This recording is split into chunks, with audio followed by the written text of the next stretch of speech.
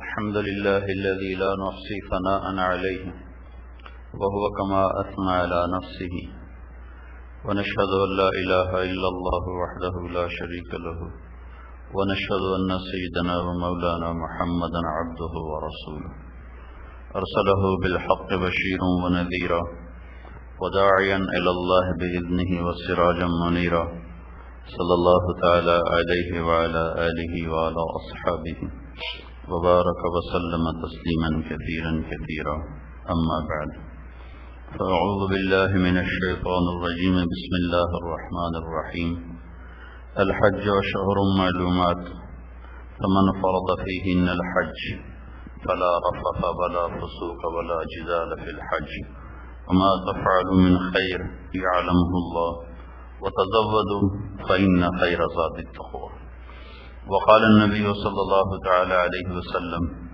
الحج المبرور ليس له الجزاء إلا الجنة قالوا وما بر الحج يا رسول الله قال إطعام الطعام وطيب الكلام أو كما قال صلى الله تعالى عليه وسلم. میرے محترم بھائی اور دوستو، اس زندگی کا خاتمہ اللہ نے طے کیا ہوا ہے، اس میں بقا کسی کو نہیں ہے. ہر انسان کے لیے مرنا ہے، مٹنا ہے، چھوڑ جانا ہے. جو بناتے ہیں چھوڑنے کے لیے بناتے ہیں، جو جمع کرتے ہیں چھوڑنے کے لیے جمع کرتے ہیں. اور آج کا انسان کوئی بہت ہی نادان ہے. ہر آدمی زیادہ چھوڑنے کی محنت کرنے کے لیے دوڑ رہا ہے کہ میں زیادہ چھوڑ کے مروں، زیادہ چھوڑ کے مروں. موت کے وقت ان لوگوں کی کیفیت بڑی عبرتناک اور حسرتناک ہوتی ہے. تو اس زندگی کا ایک مقصد ہے کہ ہم اپنے مرنے سے پہلے اللہ کو راضی کر لیں. کامیابی کا مفہوم جو اللہ نے ہمیں سمجھایا اور بتایا ہے وہ بالکل اور ہے، جو ہم سمجھے ہیں بالکل اور ہے. ہمارے مفہوم اور ماحول میں پیسے کا مل جانا، کاروبار کا بڑھ جانا، عزت کا مل جانا، شہرت ہو جانا اور لوگوں میں اس کا مقام، حیثیت، مرتبہ قائم ہو جانا، اس کو کامیابی کہتے ہیں. وہ شخص کی بڑی سکسیسفل لائف ہے، بڑی کامیاب زندگی گزار رہا ہے. اور کامیاب زندگی کا مفہوم کیا ہوتا ہے کہ دنیا بہت زیادہ اس کے پاس آ رہی ہے. ناکامی کا مفہوم کیا بنایا ہوا ہے؟ جسے کوئی پوچھے نہ، جس کی دنیا نہ بن سکی، جس کا گھر نہ بن سکا، جس کے پاس مال و اسباب جمع نہ ہو سکے، یہ ناکام ہے. اس ذہن کی وجہ سے لوگ مال کے کمانے میں آزاد ہو گئے. جھوٹ بولنا پڑے جھوٹ بولیں گے، سود لینا پڑے سود لیں گے، سود دینا پڑے سود دیں گے، دھوکہ دینا پڑے دھوکہ دیں گے، فراڈ کرنا پڑے فراڈ کریں گے، نماز چھوڑنی پڑے چھوڑ دیں گے، روزہ چھوڑنا پڑے چھوڑ دیں گے، کسی کا حق مارنا ہو مار لیں گے، کسی کا مال دبانا ہو دبا لیں گے، کیونکہ ان کے سامنے منزل پیسہ ہے. پیسہ تو پیسے کو حاصل کرنے کے لیے وہ ہر ممکن قدم اٹھاتے ہیں، وہ فرما برداری کا ہو، نافرمانی کا ہو. یہ دوسرا سوال بن جاتا ہے. پہلا سوال یہ ہوتا ہے مال کیسے بنایا جائے، دولت کیسے کمائی جائے. ساری دنیا اس کے پیچھے بھاگ رہی ہے. تو جو آدمی یہ ذہن بنا لیتا ہے کہ مجھے مال بنانا ہے، کاروبار بڑھانا ہے، مجھے عزت لینی ہے، مجھے شہرت لینی ہے، تو اس کے لیے شریعت ایک ثانوی چیز بن جاتی ہے، قرآن ایک ثانوی چیز بن جاتا ہے. وہ ان چیزوں کی پرواہ کیے بغیر قدم اٹھاتا ہے. اور اس سے سارا جہان ان لوگوں سے بھرا پڑا ہے. مرد عورت سب اسی ذہن پر چل رہے ہیں. آگے اولادوں کو بھی اسی ذہن پر اٹھایا جاتا ہے، ان کو بھی اسی ذہن پر دوڑایا اور چلایا جاتا ہے. اس کے بالمقابل اللہ یہ چاہتا ہے کہ دنیا کے انسان، مرد عورت، وہ اللہ کو سامنے رکھ کر چلے کہ اللہ ہم سے کیا چاہتا ہے، اللہ مجھ سے کیا چاہتا ہے، میرا اللہ کن باتوں پہ راضی ہوتا ہے. جب یہ ذہن بن جاتا ہے تو پھر اس آدمی کے لیے اللہ کے احکام پہلے نمبر پر آ جاتے ہیں. یہ دیکھتا ہے کہ اللہ کے حکم کے خلاف تو نہیں ہے، خلاف ہے تو وہ چھوڑ دیتا. یزید حکومت کا غلام تھا، اس نے اس کے لیے آل رسول کا خون بھی بہا دیا، اس نے کوئی پرواہ نہیں کی، جس کو اڑانا ہے اڑا دیا۔ مدینے میں قتل عام کر دیا اور 3 دن مدینے میں خون بہتا رہا اور صحابہ کی بیٹیوں کی عزتیں لٹتی رہیں۔ شامی فوج نے مسجد میں گھوڑے باندھ دیے کہ وہ حکومت کا غلام تھا، عبد الدینار و عبد القطیفہ۔ اور یزید کا بیٹا معاویہ بن یزید وہ اللہ کا غلام نکلا، 22 برس کی حکومت میں، 22 برس کی عمر میں اسے حکومت ملی۔ اس کا باپ جوانی میں فوت ہو گیا، 33-34 سال کی عمر میں یزید مر گیا۔ 3 بر اعظم پہ حکومت تھی معاویہ بن یزید، 3 بر اعظم، اور 22 سال کی عمر، پاگل پن کی عمر، جنون کی عمر، اور لاکھوں مربع میل اس شخص کی حکومت پھیلی اور ایک آدمی اس کے سامنے آواز اٹھانے والا کوئی نہیں ہے۔ اس نے 40 دن حکومت کی، 40 دن، اور 40 دن کے بعد اس نے بنو امیہ کو جمع کیا، اراکین سلطنت کو، اور ان سے کہنے لگا جس حکومت کے تخت کے نیچے حسین اور اس کی اولاد کا خون ہو، میں اس حکومت پہ لعنت بھیجتا ہوں، مجھے تمہاری حکومت نہیں چاہیے، یہ میرا استعفیٰ ہے، جس کو حکومت دینا چاہتے ہو دے دو، میں نے ٹھکرا دیا ہے۔ یہ 2 ذہن آپ کے سامنے میں نے تاریخ سے پیش کی، جو میں نے بات کی اس کو 2 واقعات سے آپ کے سامنے واضح کرنے کی کوشش کی کہ ایک نے حکومت کو مقصد بنایا تو اس نے مدینے میں بھی قتل عام کر دیا، اور ایک نے اللہ کو مقصد بنایا تو اس نے 3 بر اعظم کی حکومت کو ٹھوکر مار دی۔ کہ ترجیحات کا فرق ہو۔ ایک تاجر اللہ کو مقصد بناتا ہے، وہ کہتا ہے میں نے جھوٹ سے بچوں گا، میں سود سے بچوں گا، میں بینک کے قریب نہیں جاؤں گا کہ میرا کاروبار چلے یا نہ چلے۔ دوسرا کہتا ہے ساری دنیا کرتے، اس سے کیا فرق پڑتا ہے۔ اشتہار دلانے کے لیے عورتوں کو خریدیں گے، کروڑوں روپے عورتوں کو دے کر اپنے اشتہار دلوائیں گے کہ ہمارا مال بکے، مال کے بیچنے کے لیے عورتوں کو ننگا کر کے پوسٹوں پہ چڑھا دیں گے کہ ہمارا مال بکنا چاہیے۔ کہ مال کی غلامی ہے، اللہ کی غلامی نہیں ہے۔ یہ 2 ذہن ہیں، تو دونوں کی ترجیحات میں فرق ہو جاتا ہے۔ ایک اللہ کو سامنے رکھ کر زندگی گزارتا ہے، ایک پیسے کو سامنے رکھ کر زندگی گزارتا ہے۔ جو موت آتی ہے جس نے اللہ کو سامنے رکھا ہوتا ہے وہ کامیاب ہوتا ہے، اور جس نے مال کو سامنے رکھا ہوتا ہے وہ ناکام ہوتا ہے۔ اور موت کے بعد اس کا نقشہ اللہ کے نبی نے یوں کھینچا ہے کہ جب ہر انسان کو فشت گردن میں ہاتھ دے کر اسے دھکا دیں گے اور اللہ کے سامنے کھڑے کریں گے، یجاء بابن آدم یوم القیامت کأنہ بلج، ہر مرد عورت کو فرشتے یہاں سے پکڑیں گے، یہاں سے، اور اس کو ایسے دھکا دیتے ہوئے اللہ کی بارگاہ میں پیش کریں گے، اور وہ ایسے کانپے گا جیسے بکری کا بچہ کانپتا ہے، چھوٹا بچہ کھڑے ہوئے اس کی ٹانگیں کانپتی۔ تو اللہ تعالیٰ اس سے فرمائیں گے ارنی ماذا صنعت فیہا، ماذا قدمت اليوم، آج کیا لے کر آئے ہو، آج کیا لے کر آئے ہو۔ تو اس وقت نہ تو پیسے ہاتھ میں، نہ بلڈنگ ہاتھ میں، نہ فیکٹری ہاتھ میں، نہ زمینیں ہاتھ میں، نہ باغات ہاتھ میں، کچھ بھی تو ہے۔ تو کہے گا یا رب ترکتہ اکثر ما کان، وہ تو میں ادھر کراچی میں، لاہور میں، کوئٹہ میں، پشاور میں، فیصل آباد میں، ملتان میں چھوڑ کے آیا، بہت زیادہ چھوڑ کے آیا، لے آؤں جا کے لے آؤں، اجازت ہو تو میں لے آؤں۔ تو اللہ تعالیٰ فرمائیں گے ابھی کیا لائے ہو، ابھی اس وقت کیا لائے ہو، یہ دکھاؤ۔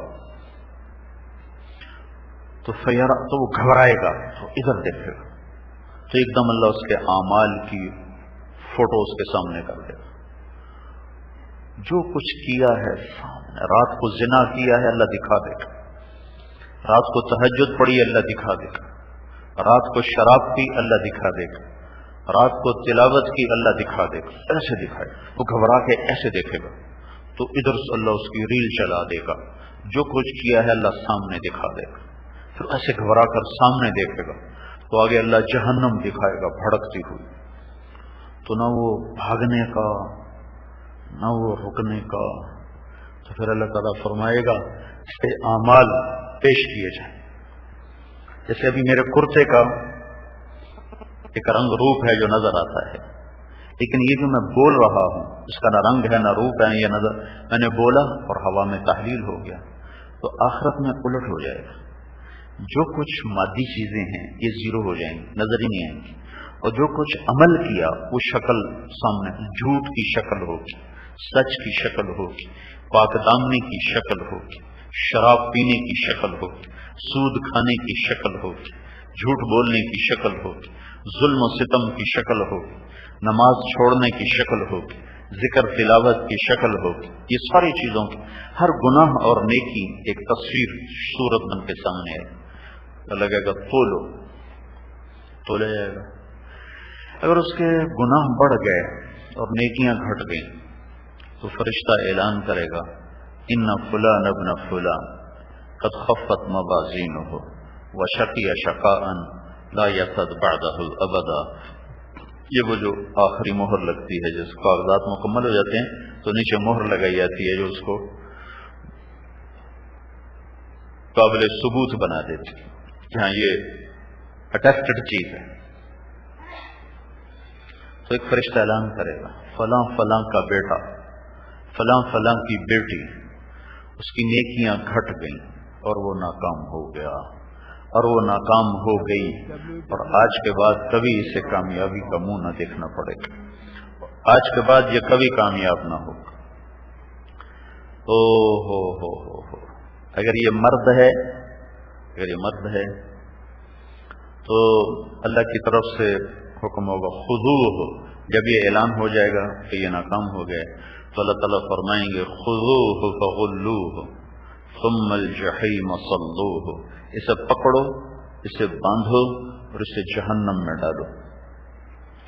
اگر وہ مرد ہے تو فرشتے آئیں گے اور اس کے یہاں ہاتھ ڈالیں گے، یہاں جبڑے کے اندر، یہ نیچے والا جبڑا یہاں سے پکڑیں گے، یہاں سے، اور اس کو ایسے جھٹکا دیں گے ایسے، تو اس کا نچلا جبڑا سارا باہر نکل جائے گا اور اسے کلابازیاں کھاتا ہوا گرے گا، کہے گا رحم رحم رحم، تو کہیں گے رحمان نے رحم نہیں، ہم کہاں سے پکڑیں؟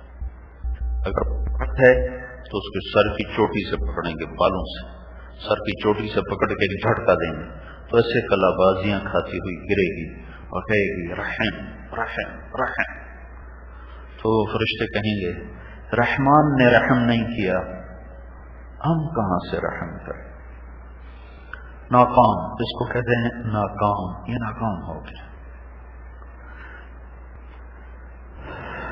جس کے وزن نیکیوں کے بھاری ہو گئے، زیادہ ہو گئے، وہ گناہ تو ساتھ ہوتے ہی ہیں، اس لیے ہمیں حکم ہے کہ لوگوں کی اچھائیاں دیکھو، برائیاں نہ دیکھو، پتہ نہیں کون سی نیکی وزنی ہو کر اس کے گناہوں کی معافی کا سبب بن جائے، اور میں کسی کی کمی اور برائی دیکھ کر اس کی حقارت کا شکار ہو کر اللہ کی نظروں سے گر جاؤں۔ انسان گناہ کر کے اللہ کی نظروں میں اتنا حقیر نہیں ہوتا جتنا اوروں کو حقیر سمجھ کے اللہ کی نظروں میں حقیر ہوتا ہے۔ گناہ کر کے اتنا اللہ کی نظروں سے نہیں گرتا جتنا اوروں کو ان کی کمیوں کی وجہ سے حقیر سمجھ کر اللہ کی نظروں سے گرتا ہے۔ یہ شیطان کا بہت بڑا وار ہے، بہت بڑا، جو نیک پر بھی چلاتا ہے، برے پر بھی چلاتا ہے، جو لوگوں کے عیب پکڑنے پر رہتے ہیں، لوگوں کی خوبیاں نہیں دیکھتے۔ 100 خوبیوں میں ایک عیب نظر آ جائے نا، اور وہ پکڑ کے اچھالتے رہتے ہیں، 100 خوبیوں کو نظر انداز کر دیتے ہیں۔ اور اللہ نے تو تول لگایا ہے، تول ہے، اگر نیکیاں بڑھ گئیں اور وہ جو کمیاں میں نے دیکھی تھیں جن پر میں نے اسے حقیر سمجھا تھا، وہ اس پر اس کی نیکیاں غالب آ گئیں، وہ جنت میں جائے گا، میں جہنم میں جاؤں گا۔ کہ میں نے کسی مسلمان مرد عورت کو حقیر کیوں جانا، ذلیل کیوں جانا؟ اللہ کے نبی نے فرمایا کسی آدمی کے برا ہونے کے لیے اتنا ہی کافی ہے وہ اوروں کو حقیر سمجھتا، اوروں کو برا سمجھتا، تو اگر اس کی نیکیوں کا وزن بڑھ گیا تو فرشتہ اعلان کرے گا۔ پہلا مفہوم میں نے ناکامی کا بتایا، یہ مفہوم کامیابی کا بتا رہا ہوں۔ تو فرشتہ اعلان کرے گا ان فلان ابن فلان قد ثقلت موازینہ وسعید سعادۃ لا یشقی بعدها ابدا، فلاں فلاں کا بیٹا اس کی نیکیاں بڑھ گئیں اور وہ کامیاب ہو گیا، فلاں فلاں کی بیٹی اس کی نیکیاں بڑھ گئیں اور وہ کامیاب ہو گئی، آج کے بعد یہ کبھی ناکامی کا منہ نہ دیکھیں، یہ کامیاب۔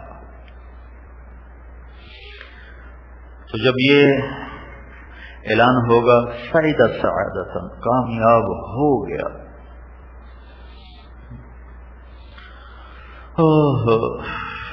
ایک حدیث میں آتا ہے اللہ تعالیٰ قیامت کے دن ایک آدمی کو بلائے گا جس نے دنیا میں سب سے زیادہ اعلیٰ زندگی گزاری ہو، سب سے زیادہ عیش کی زندگی گزاری ہوگی، جتنے بھی اربوں خربوں انسان دنیا میں گزرے اور گزر رہے ہیں اور گزریں گے، ان میں سب سے اعلیٰ زندگی اس نے گزاری ہوگی۔ تو اللہ تعالیٰ فرمائیں گے اس کو جہنم کا صرف ایک چکر لگوا کے لاؤ، تو فرشتے اس کو جہنم کے دروازے تک لے جائیں گے اور واپس لے آئیں گے۔ تو اللہ تعالیٰ اس سے پوچھیں گے میرے بندے ہل رأیت فی الدنیا نعیما قط، تم نے دنیا میں بڑے مزے کیے، بڑی موج کی؟ کہے گا یا اللہ ما بر بی نعیم قط، یا اللہ تیری عزت کی قسم میں نے دنیا میں کوئی سکھ دیکھا ہی نہیں تھا، صرف جہنم کے قریب سے گزار کے لیں گے، اندر نہیں ڈالیں۔ پھر اللہ ایک شخص کو بلوائیں گے جس نے دنیا میں بہت دکھ دیکھا ہوگا، سب سے زیادہ دنیا کا دکھی ترین انسان لایا جائے گا۔ اللہ فرمائیں گے اس کو جنت کا ایک چکر لگواؤ، تو فرشتے اس کو جنت کے دروازے تک لے جا کر واپس لے آئیں۔ تو اللہ تعالیٰ ان سے پوچھیں گے میرے بندے تو نے دنیا میں بڑے دکھ دیکھے؟ تو کہے گا یا اللہ مجھے تیری عزت کی قسم میں نے دنیا میں کوئی دکھ دیکھا ہی نہیں۔ تو جب یہ اعلان ہوگا نا کہ کامیاب ہو گیا تو اس کے سارے دکھ دور ہو جائیں اور ایک دم اس کا قد ایسے نکلے گا کہ جیسے کرین میں سے ڈنڈا نکلتا ہے، تو اس کا قد ایسے نکلنا شروع ہوگا اور وہ 130 فٹ کی ہائٹ پہ جا کر کھڑا ہوگا، 130 فٹ کی لمبائی پر اس کا قد جا کر مکمل ہوگا، جو آدم علیہ السلام کا قد تھا 130 فٹ 60 ہاتھ۔ اللہ فرمائے گا یلبسون ثیابا خضرا من سندس و استبرق یحلون فیہا من اساور من ذہب، میرے بندے کو سبز ریشمی لباس پہناؤ اور سونے کے کنگن پہناؤ، متکئین فیہا علی الارائک، اس کے لیے تخت بچھا دو، اسے تختوں پہ بٹھاؤ، اور یہ کامیاب ہو گیا ہے۔ لا یرون فیہا شمسا ولا زمہریرا، دھوپ سے بے نیاز ہو گیا، گرمی سے بے نیاز ہو گیا، سردی سے بے نیاز ہو گیا۔ تو پھر وہ اللہ سے کہیں گے جا اپنے گھر والوں کو خبردار کر کے تو کامیاب ہو گیا، تو وہ واپس لوٹے گا تو اس کا چہرہ ایسے ہوگا جیسے سرچ لائٹ ہوتی، چمکتا سورج، تو وہ ایک نعرہ مارے گا، ہو ایک نعرہ مارے گا، تو کہیں تو لوگ اس کے قریب آئیں گے، کیا ہوا؟ کہے گا ہو، اس کو قرآن نے لفظ بنا دیا، اس کے نعرے کو لفظ بنا دیا، کہے گا ہو مقرؤ کتابیہ، آ جاؤ آ جاؤ آ جاؤ، میرا پیپر پڑھو، میری فائل پڑھو، میں پاس ہو گیا، میں پاس ہو گیا، میں پاس ہو گیا۔ وہ کہیں گے تو کیسے پاس ہوا؟ وہ کہے گا انی ظننت انی ملاق حسابیہ، مجھے یقین تھا اللہ میرا حساب لے گا، میں تیاری کرتا رہا۔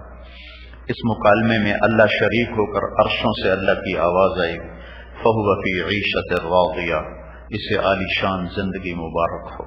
وہ کہاں ہے؟ فی جنت عالیہ، وہ اونچی جنت میں وہ زندگی ہے، اس میں کیا ہے؟ قطوفها دانیہ، اس کے پھلوں کے خوشے جھکے ہوئے، پکے ہوئے، لٹکے ہوئے،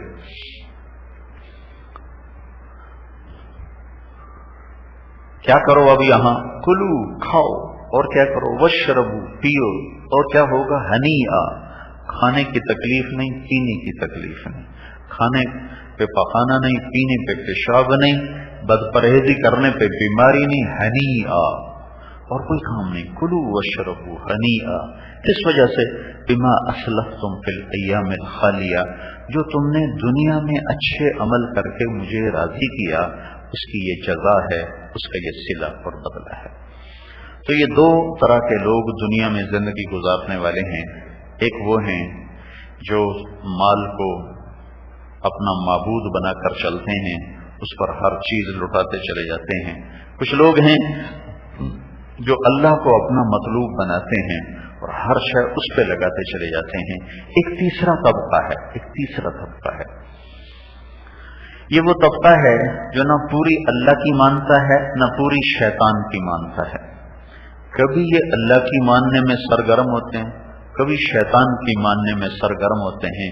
یہ متوسط درجے کے میں اور آپ اس طبقے سے تعلق رکھتے ہیں کہ ہم کبھی اللہ کی ماننے میں آگے آگے، اور کبھی ایسا ریورس لگتا ہے کہ شیطان کی ماننے میں آگے آگے، کبھی ہر نیکی کا شوق، کبھی ہر گناہ کا شوق، کبھی ہر برائی سے بھاگنا، کبھی ہر نیکی سے بھاگنا۔ خلطوا عملا صالحا وآخر سیئا، یہ وہ لوگ ہیں جنہوں نے نیکیوں کے ساتھ اپنے گناہوں کو بھی شامل کیا ہوا ہے۔ تو اللہ تبارک و تعالیٰ نے تمام گناہگاروں کے لیے دروازہ رکھا ہوا ہے توبہ کا اور معافی کا، اور اللہ کا اعلان ہے ان تابوا فانا حبیبہم، میرے بندو تم توبہ کرو تو میں تمہارا دوست ہوں، اور تمہاری توبہ کو قبول کرنے کے لیے اتنی وسعت رکھتا ہوں کہ لو بلغت ذنوبک عنان السماء ثم استغفرتنی غفرت لک ولا ابالی، اگر تو اپنے گناہوں کو آسمان کی چھت کے ساتھ لگا دے، آسمان کی چھت کے ساتھ اپنے گناہوں کو لگا دے، اتنے گناہ کرنے کے لیے ساری دنیا بھی اکٹھی ہو جائے، سارے فرشتے بھی گناہگار ہو جائیں اور سارے جنات بھی گناہگار ہو جائیں، اور قیامت تک مل کر سارے یہ جنات انسان فرشتے گناہ کرتے رہیں، تو اللہ کی قسم اتنے گناہ نہیں ہو سکتے کہ آسمان کی چھت کو چلے جائیں۔ لیکن اللہ کا فرمان ہے ایک آدمی، ایک عورت، ایک مرد، سرحد کا، پنجاب کا، بلوچستان کا، سندھ کا، مکے کا، مدینے کا، عراق کا، شام کا، ایران کا، جہاں کا، ایک مرد ایک عورت اتنے گناہ کرے کہ آسمان کی چھت کو لگا دے، تو صرف ایک دفعہ کہے یا اللہ معاف کر، تو اللہ کہتا ہے میں سارے ہی معاف کر دیتا بلا ابالی، مجھے کوئی پرواہ نہیں۔ تو ایک تیسرا طبقہ ہے جو کبھی اللہ کے سامنے، کبھی شیطان کے سامنے، کبھی اللہ کے آگے سر جھکایا ہوا ہے، کبھی شیطان کے آگے سر جھکایا ہوا ہے۔ بھائیو ان کو بھی اللہ کا ارشاد ہے کہ ادخلوا فی السلم کافہ، پورے پورے بنو، پورے پورے۔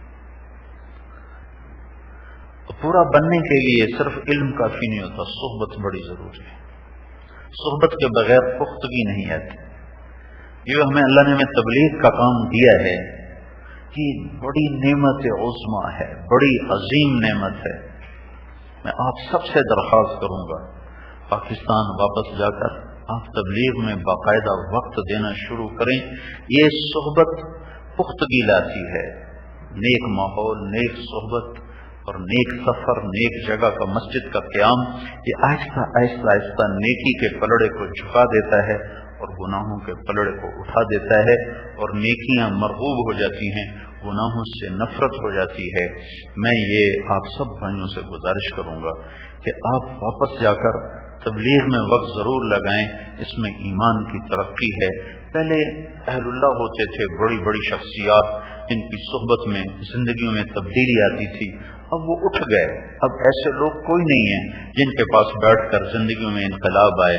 وہ آئے اشاق گئے وعدہ فردہ لے کر، اب انہیں ڈھونڈ چراغ رخ زیبا لے کر وہ اللہ کے ہاں پہنچ گئے۔ اللہ نے ہمیں یہ دعوت کا کام دیا ہے، اس میں اگر مستقل آپ چلتے رہیں گے تو اللہ آپ کی زندگی میں انقلاب لے کر آئے گا۔ یہ بھی ایک اچھی صحبت کا سفر ہے. اس لیے لوگ حج کے بعد جاتے ہیں تو بہت سو کی زندگی بدل جاتی ہے. داڑیاں رکھ لیتے ہیں، نمازیں شروع کر دیتے ہیں، سود چھوڑ دیتے ہیں، جھوٹ چھوڑ دیتے ہیں. پر اگر ان کو اچھی صحبت ملتی رہے تو وہ پکے رہتے ہیں. اور جو صحبت سے ماحول سے کٹ کر ان کو ریورس لگنا شروع ہو جاتا ہے، پھر آہستہ آہستہ پیچھے جانا شروع ہو جاتے ہیں. لیکن یہاں مکے کا ماحول، مدینے کا ماحول، لاکھوں انسانوں کے ساتھ نماز پڑھنا، ذکر کرنا، تلاوت کرنا، یہ روح پہ اثر انداز ہوتا ہے. تو اللہ کے راضی کرنے والے اعمال میں ایک عمل حج ہے، جس کے لیے کل ہماری تیاری ہو رہی ہے. اللہ تعالیٰ نے 5 فرائض ہم پر عائد کیے ہیں. ایک اللہ پر ایمان لانا، یہ 24 گھنٹے فرض ہے. ایک 5 وقت نماز پڑھنا، یہ دن میں 5 وقت فرض ہے. ایک رمضان کے روزے رکھنا، یہ سال میں ایک دفعہ 1 مہینے فرض ہے. پھر اپنے مال میں سے زکوٰۃ دینا، یہ سال میں 1 دفعہ فرض ہے مالداروں پر. آخری 2 فرض مالداروں کے لیے ہیں، زکوٰۃ دینا مالداروں پر.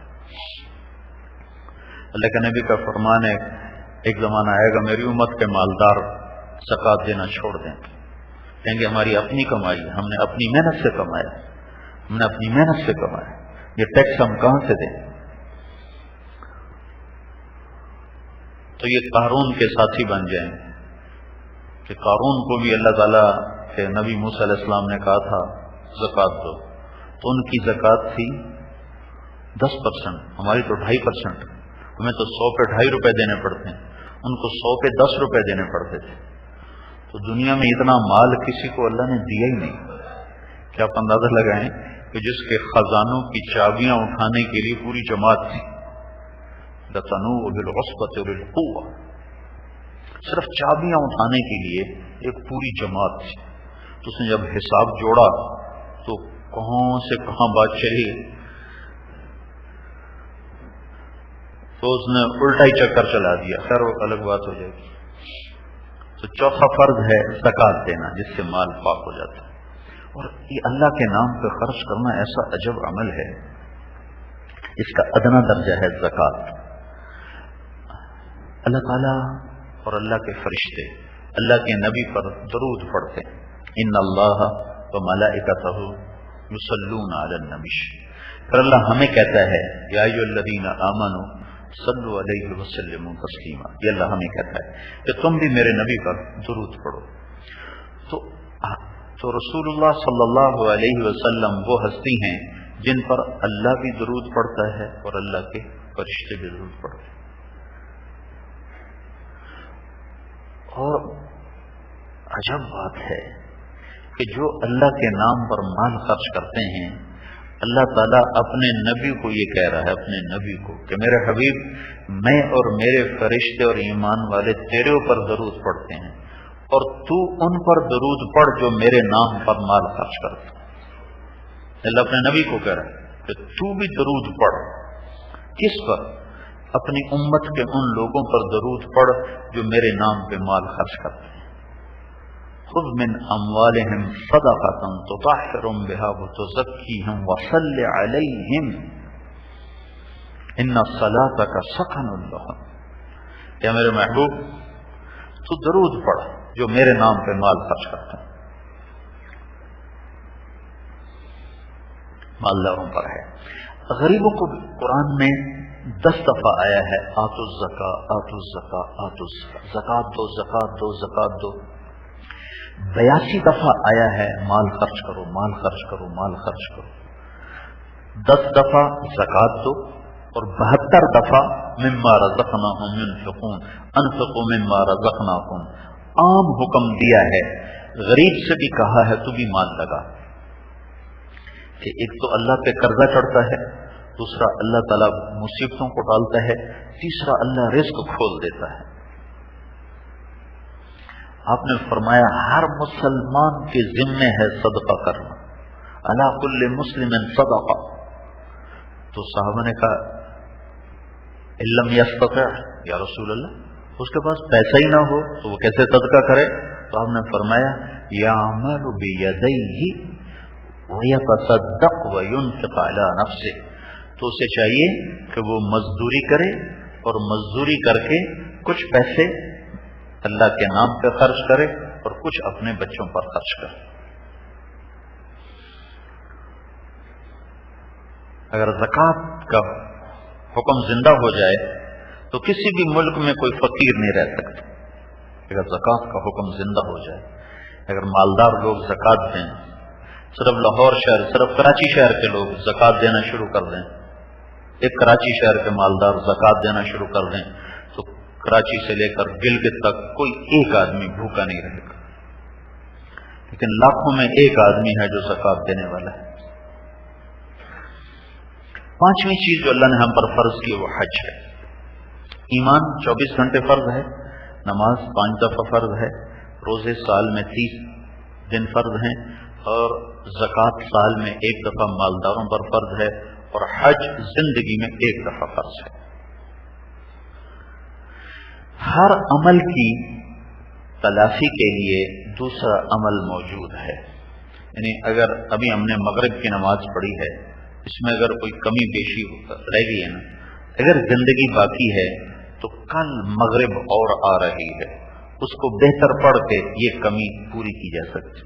عشاء کی نماز پڑھنے پر کوئی کمی پیش آ گئی تو اگلے دن کی عشاء اگر زندگی ہے تو موجود ہے، تو اللہ تعالی ہم کوشش کر کے اس کو زیادہ بہتر پڑھ کے یہ کمی پوری کر سکتے ہیں۔ لیکن حج ایسی چیز ہے جو 1 دفعہ فرض ہوتا ہے، اس کے بعد نفل ہے، اور نفل اور فرض میں فرق اتنا ہے، حضرت علی کا فرمان ہے کہ کوئی آدمی 1 روزہ جان بوجھ کے چھوڑ دے، پھر قیامت تک اس کے لیے نفلی روزے رکھتا رہے تو اس 1 روزے کے برابر نہیں ہو سکتا۔ ایک آدمی قیامت تک حج کرتا رہے، قیامت تک، تو 1 فرض حج کے برابر نہیں ہو سکتا ہے۔ تو فرض حج کی کمی کو پورا کرنے کے لیے پیچھے فرض کوئی نہیں ہے، نوافل ہیں۔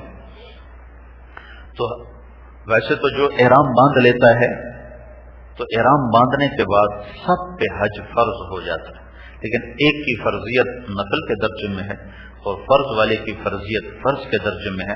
فمن فرض فیہن الحج، جس نے ان مہینوں میں اپنے اوپر حج کو فرض کر لیا، احرام باندھنے کے بعد، جیسے ہم نفل کی نیت باندھیں تو توڑ تو نہیں سکتے، پورا کرنا ہم پر واجب ہوگی۔ جیسے فرض کی نیت باندھو نہیں توڑ سکتے، نفل کی نیت باندھو نہیں توڑ سکتے، تو حج زندگی میں 1 دفعہ فرض ہوتا ہے، اور اس کی فرضیت کے بعد نفل ہمارے پاس کوئی نہیں ہے۔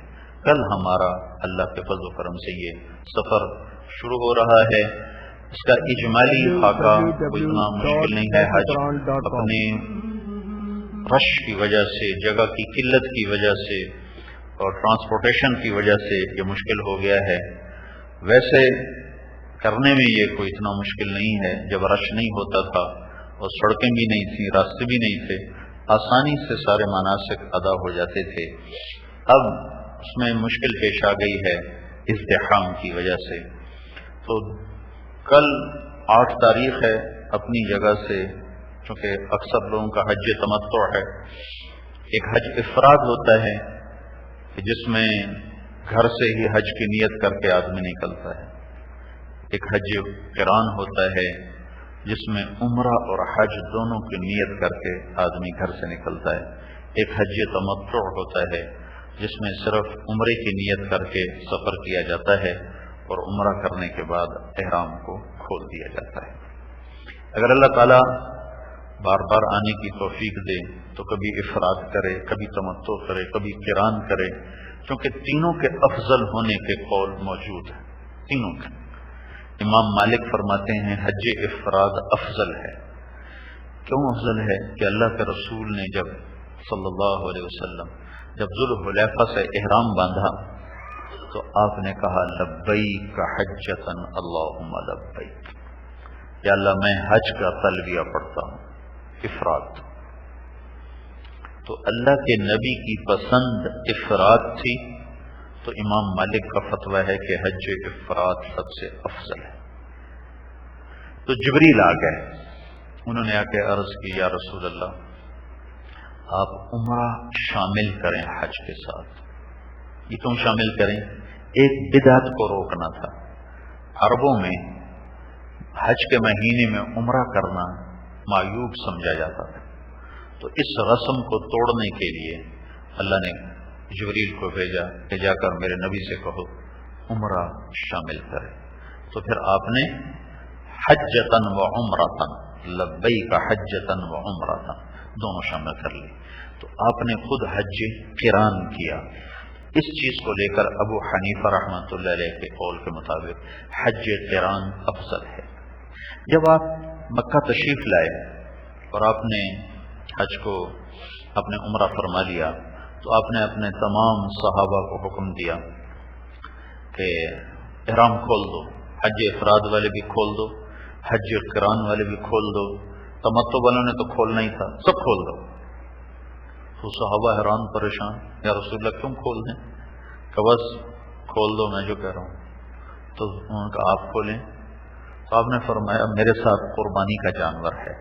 ابو بکر، عمر، طلحہ اور زبیر رضی اللہ عنہم، ان کے ساتھ بھی قربانی کے جانور ہیں. یہ نہیں کھولیں گے، باقی ہم سب کھولیں گے. باقی تم سب کھولو گے.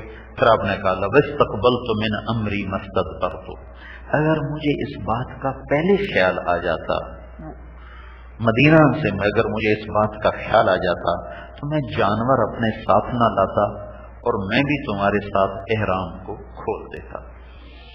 تو اس چاہت اور پسندیدگی کو سامنے رکھتے ہوئے امام احمد بن حنبل اور امام شافعی، ان دو بڑے بزرگوں کا فرمان ہے کہ حج تمتع سب سے افضل ہے.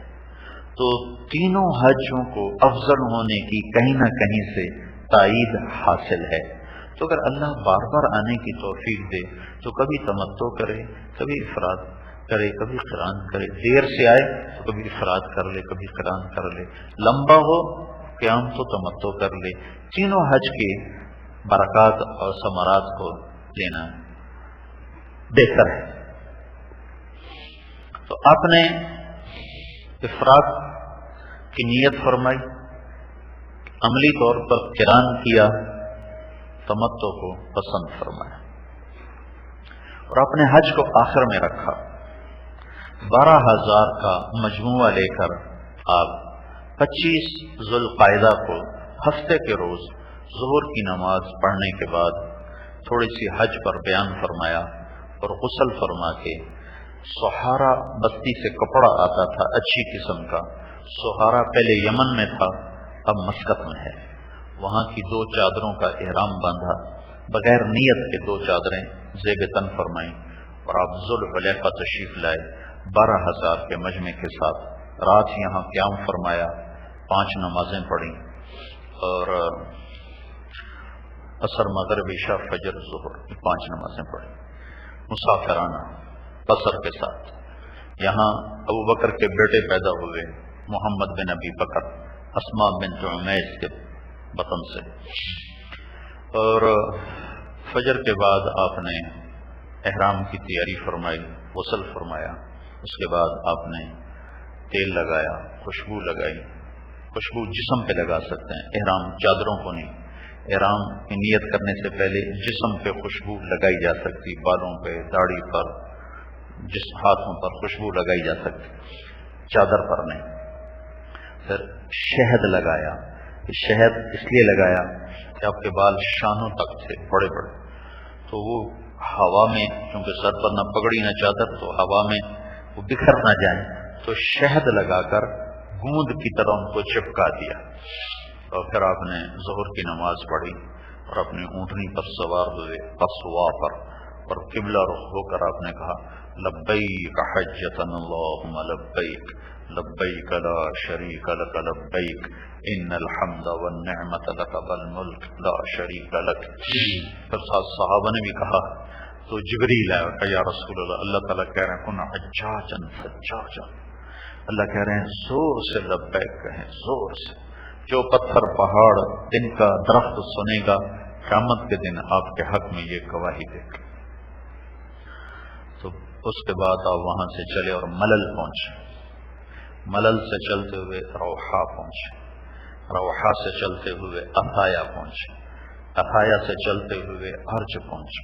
अर्ज में आपके सामान की ऊंटनी गुम हो गई, फिर बाद में वो मिल गई। तो अर्ज से चलते हुए आप अबवा पहुंचे। अबवा एक बस्ती है, ये तकरीबन 60-70 हजार का काफिला हो चुका था चलते चलते। वहां आपके क़याम का इंतजाम किया गया था, वसी मैदान है। लेकिन रास्ते में, अबवा के रास्ते में पहाड़ों के बीच अल्लाह की नबी की वालिदा माजिदा रजी अल्लाह अन्हा की कब्र मुबारक। जब आपकी उम्र 6 साल की थी तो आप अपनी माँ के साथ वापस आ रहे थे मदीना से मक्का, तो रास्ते में उनको हार्ट अटैक हुआ, क्या हुआ, मौत आ गई। 25 साल की उम्र में हजरत आमना का इंतकाल हुआ। सन 2000 में मैं उम्र से फारग होकर कुछ दोस्तों को लेकर कब्र की ढूंढने निकला था और अल्लाह ने मुझे वहां उस जगह पर पहुंचाया था। तो इतनी वीरान जगह है, उसको देख के वहशत होती। तो 1400 साल पहले वहां क्या वीराना और वहशत होती। अजब इम्तिहान, अजब। 6 साल का बच्चा, सिर्फ 6 साल, न बाप न बहन न भाई। मैं हैरान हूं, अल्लाह 4 दिन बाद मौत लिख देता, चलो मौत तो मुकर्रर है, मदीने से 4 दिन पहले चला देता तो मक्के में पहुंच जाती तो कुछ तो संभालने वाले होते, या मदीने में रोक लेता 4 दिन तो वहां मौत आ जाती तो वहां भी संभालने वाले मौजूद थे। जंगल में मां को उठाया और ऐसी दहशत वहशत मैंने 2000 में महसूस की। तो 14 सदी पहले वहां क्या होगा। तो कुछ लोगों की मदद से तदफीन हुई। तदफीन के बाद जब पहाड़ है, इससे थोड़ा सा ऊंचा होगा, तो वहां कोई ठहरने की जगह भी नहीं, ऐसे पहाड़ मिले हुए हैं, ऐसे मिले हुए। सड़क से नीचे उतरते हैं, कोई 3-4 किलोमीटर अंदर कोई रहबर हो तो आदमी पहुंच सकता है, वैसे नहीं पहुंच सकता। तो जब पहाड़ी से उतरे ना, तो उम्मे ऐमन आपकी खादमा साहब थी, बस एक माँ, एक उम्मे ऐमन, एक अल्लाह के नबी।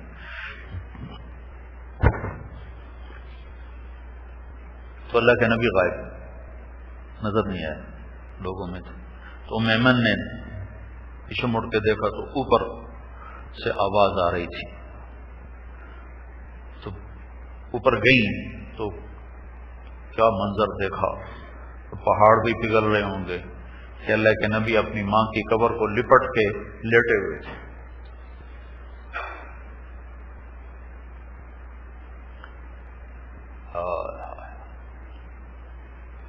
तो जब ये करीब हुई तो सुना आप कह रहे थे, मां तू भी छोड़ के चली गई, तू तो मेरा आखिरी सहारा थी,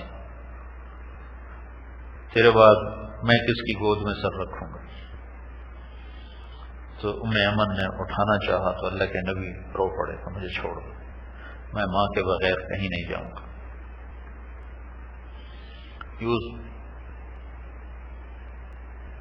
वहां जाओ तो फिर इस वाक़े का सही तासुर दिल पे कायम होता है।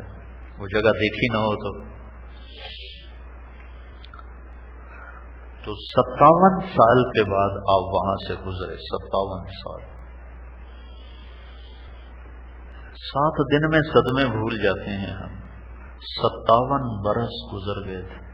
जब आप वहां से गुजरे मां की कब्र से, तो वहां काबू में न रहे और ऊंटनी से उतर गए। तो अप्रैल का महीना, धूप सख्त, मां की कब्र के सराने ऐसे जाके बैठ गए,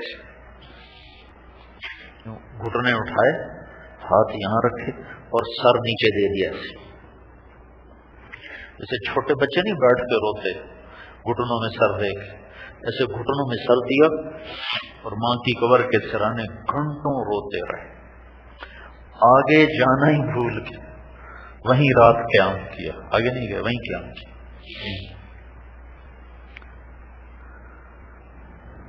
और इस तमन्ना का इजहार किया, काश मेरी मां जिंदा होती तो मैं उसकी ऐसी खिदमत करता कि मैं इशा की नमाज के मुसल्ले पर होता और सूरत फातिहा शुरू कर चुका होता और मेरी मां मुझे कहती, बेटा मोहम्मद, तो मैं मां की खातिर नमाज तोड़ देता और मैं कहता, لبیک یا اماہ۔ ابوا سے چل کر پھر آپ عثفان پہنچے۔ عثفان میں آپ نے کہا ابو بکر یہ کون سی جگہ ہے؟ کہا جی یہ عثفان ہے۔ کہا میں یہاں سے ہود اور صالح علیہ السلام حج کرنے کے لیے یہاں سے گزرے تھے۔ پھر وہاں سے آپ مرہ زہران آئے۔ مرہ زہران کو آج کل وادی فاطمہ کہا جاتا ہے۔ وہاں سے آپ صرف آئے، صرف سے تنعیم پہنچے۔ تنعیم میں آپ نے کپڑے بدلے، احرام کی چادروں کو بدلا۔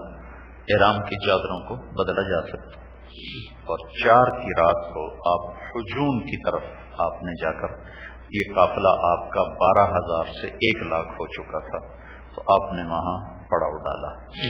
یہ اتوار کی رات تھی، ہفتے کو چلے مدینہ سے، اور اتوار کی رات کو ہفتے والے دن پورا کر کے اتوار کی رات کو آپ مکہ میں داخل ہو گئے۔ اور وہاں آپ نے قیام کیا، صبح غسل فرمایا، اور اپنے اونٹنی قصوہ پر آپ سوار ہوئے اور بیت اللہ کی طرف تشریف لائے، اور اس طرف صفا مروہ کی طرف سے آپ بیت اللہ میں داخل ہوئے۔ صفا مروہ کے درمیان دروازے تھے، باب بنی شیبہ، وہاں سے آپ اندر داخل ہوئے، اور عمرہ مکمل کرنے کے بعد باب بنی مخزوم سے آپ باہر نکلے۔ آپ نے جاتے ہی حجر اسود کا بوسہ لیا، پھر سجدہ کیا، پھر بوسہ لیا، پھر سجدہ کیا، پھر بوسہ لیا، پھر سجدہ کیا، پھر آپ رونے لگے۔ تو عمر رضی اللہ عنہ آپ کے ساتھ وہ آپ کو ایسے دیکھنے لگے، تو آپ نے عمر کو دیکھ کر کہا عمر یہاں آنسو بہائے جاتے ہیں۔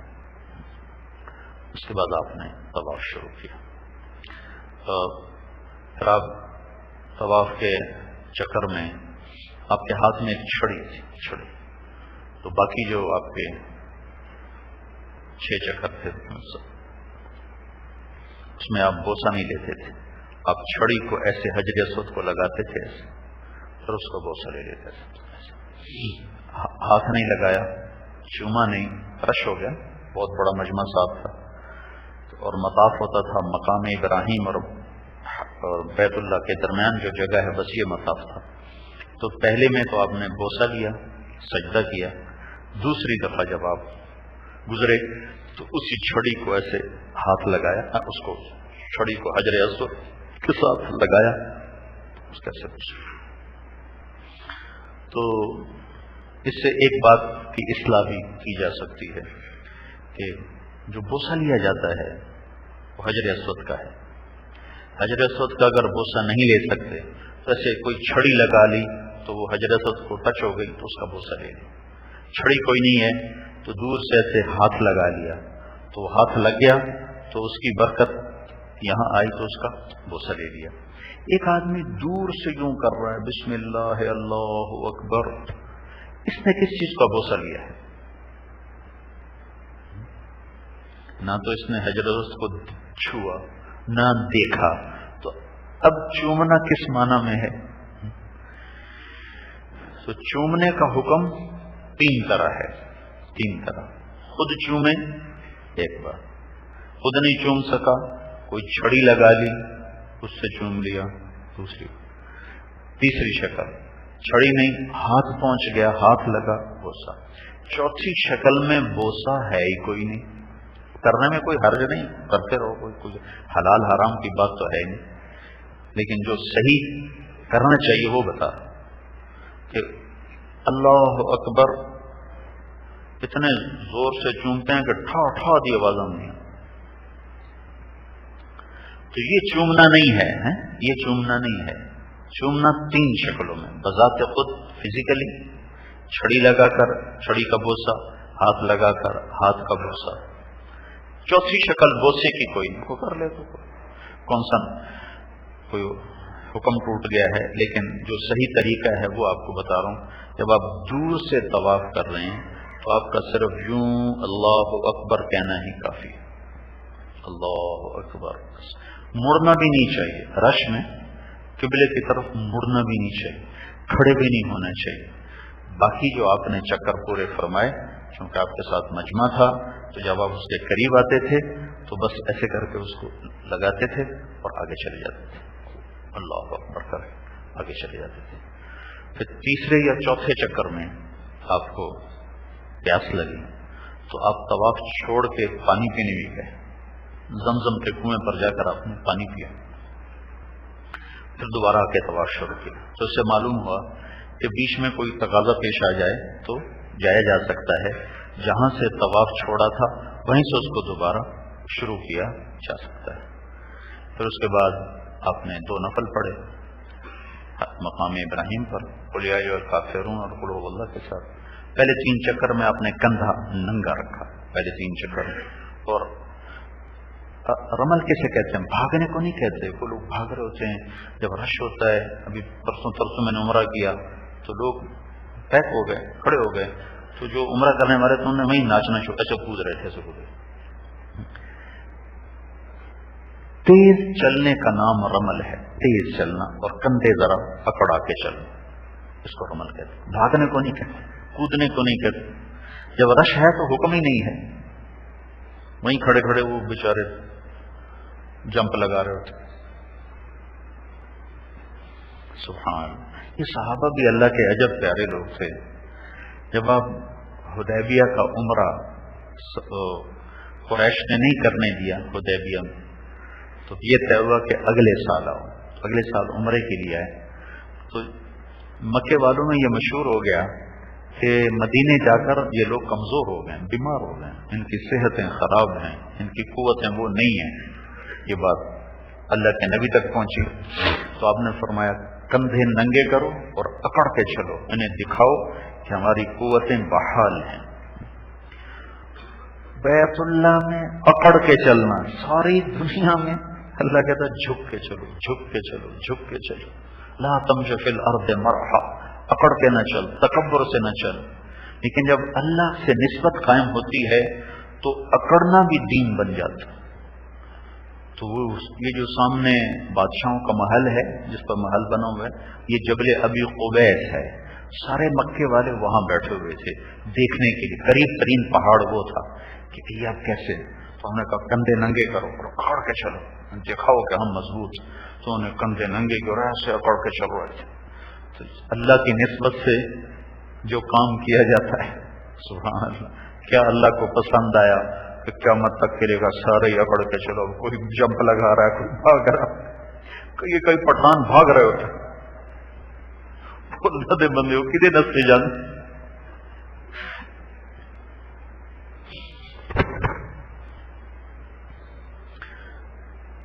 پھر اس کے بعد آپ نے 3 چکر میں ویسے اکڑ کے چلے۔ یہ اس وقت ہے جب جگہ ہو، جگہ ہی کوئی نہیں، آدمی سے آدمی جڑا ہو، آرام سے چلو گئے۔ 4 چکر اطمینان کے ساتھ کیے، لیکن کندھے ننگے رکھے۔ صحیح بھی آپ نے فرمائی تو کندھے کو ننگا ہی رکھا، لیکن 3 چکر کے بعد کندھے کو ڈھانپا جا سکتا ہے، صحیح کو ڈھانپا جا سکتا ہے۔ لیکن جو اللہ کے نبی نے کیا وہ یہ تھا کہ سارے چکر کندھے ننگے کے ساتھ۔ اس کے بعد 2 نفل پڑھ کے پھر اب دوبارہ حجر اسود کو کرائے، پھر اس کو بوسہ لیا اور وہاں سے صفا گئے اور وہاں قبلے کی طرف کھڑے ہو کر دعا مانگی اور 7 چکر آپ نے پورے فرمائے۔ تو جو جب وادی میں آتے تھے جہاں وہ سبز لائٹس ہیں تو وہاں تیز دوڑتے تھے،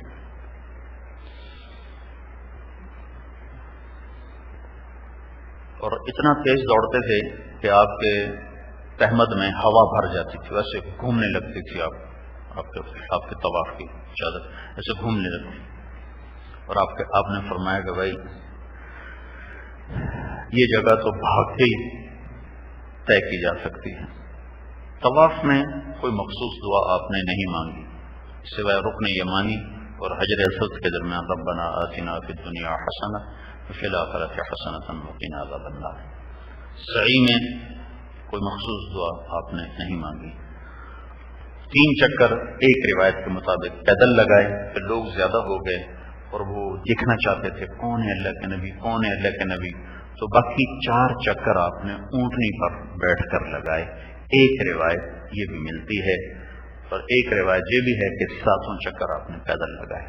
پھر آپ وادی ابتہ میں تشریف لائے اور اتوار پیر منگل بدھ 4 دن آپ نے قیام کیا اور جمعرات کو آپ مینا چلے. ہم ایک دن کے اوپر نیچے ہو گیا تو ورنہ ہمیں بھی اللہ کے نبی والا حج مل جاتا. تو اب ہم جمعے کو جا رہے ہیں, آپ جمعرات کو گئے تھے.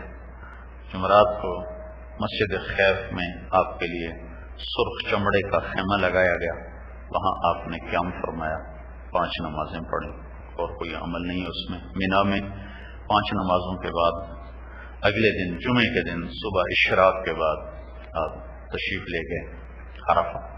یہی ہم نے کرنا ہے. کل یہاں سے جانا ہے, وہاں 5 نمازیں پڑھنی. 5 نمازیں پڑھنے کے بعد ہفتے کے دن پھر سواریوں پر اپنے عرفہ میں چلے جانا ہے. عرفہ کا قیام زور سے لے کر مغرب تک, مغرب اچھی گہری ہو جائے تو پھر نکلنے کا حکم ہے. یہ قیام واجب ہے. تو آپ وہاں تشریف لے گئے اور آپ نے وہاں قیام فرمایا. آپ کے لیے ایک خیمہ لگا دیا گیا تھا, اس میں جا کر آپ نے آرام فرمایا. پھر اس کے بعد آپ نے غسل کیا, گرمی زیادہ تھی, غسل کیا. پھر اپنے اونٹنی قصوہ کو تیار کروایا. پھر آپ نے سارے مجمع کو اکٹھے کر کے خطبہ کی, تقریر فرمائی. وہ عرفات میں سنایا کرتا ہوں, وہ انشاءاللہ عرفات میں وہ آپ کے سامنے عرض کروں گا. پھر اس کے بعد آپ نے اذان دلوائی بلال سے اور ظہر اثر اکٹھی پڑھی. اور اس کے بعد آپ جبل رحمت کا تشریف لے گئے اور قبلے کی طرف منہ کر کے آپ دعا میں مشغول ہوئے. یہ دعا اپریل کے مہینے میں اونٹنی پر بیٹھ کر کچھ 5.5 گھنٹے کی دعا ہے. 5 سے 5.5 گھنٹے کی مسلسل. تو کبھی اونٹنی بدکنے لگتی تو آپ اس کو ایسے پکڑ لیتے, ایک ہاتھ سے اونٹنی کی مہار نکیل پکڑتے تو رہتے سب. کبھی ایسے بھی ہو جاتے تھے, ہاتھ اٹھ جاتے تھے. وہیں عرفات میں وقوف کے دوران ایک صحابی کی اونٹنی اچھلی تو اوپر سے گرے اور گرتے ہی ان کا انتقال ہو گیا. تو آپ نے فرمایا اس کو کسی احرام میں کفن دے دو, سر ننگا رکھو, سر نہ ڈھانپو اور اسے یہیں دفن کر دو. یہ قیامت کے دن لبیک کہتا ہوا اٹھے گا. تو ایک صحابی جن کا نام کسی کتاب میں نہیں مل سکا, وہ وہاں جبل رحمت کے دائیں بائیں آگے پیچھے کہیں مدفون ہیں. واحد آدمی ہیں جو عرفات کی سرزمین میں گود میں سوئے ہوئے ہیں. یہ قیامت کے دن اٹھیں گے, لبیک کہتے ہوئے اٹھیں گے. تو مغرب گہری ہونے کے بعد آپ نے حضرت اسامہ کو اپنے پیچھے بٹھایا اور وہاں سے چلتے ہوئے مزدلفہ پہنچے. وہاں آپ نے آ کر اذان دلوائی اور مغرب کی نماز پڑھی. پھر اونٹوں سے سامان اتروایا اور اقامت کے ساتھ عشاء کی نماز پڑھی.